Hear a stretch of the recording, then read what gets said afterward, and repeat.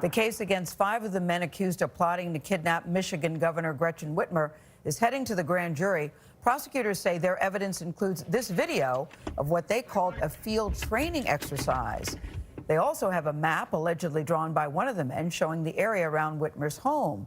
Lawyers for the suspects argue, listen, they never intended to kidnap the governor. She's been challenged by right-wing protesters who object to public restrictions to fight the coronavirus.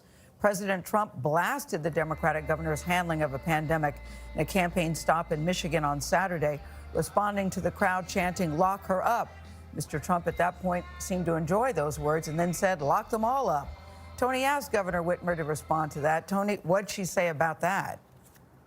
Hey, well, this is a serious business around here, Gail. The governor told us that every comment like the one we just heard means that the threats to her life increase. And Whitmer also said that she has asked the White House directly to bring down the heat. What kind of response do you get?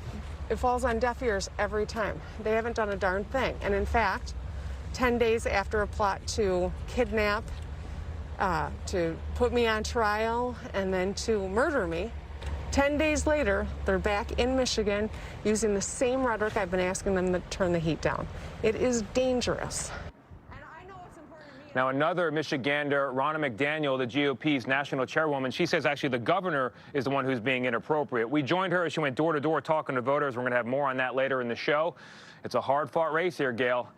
We're also going to talk about how the president is trying to appeal to suburban women here in Michigan, and also why voters in Detroit, very key area, say this election is different, very different than 2016. Back to you guys. Tony, looking forward to that. Time to check your local weather. It's 7:19. We are going to see warmer temperatures as this work week begins. We'll also see more clouds.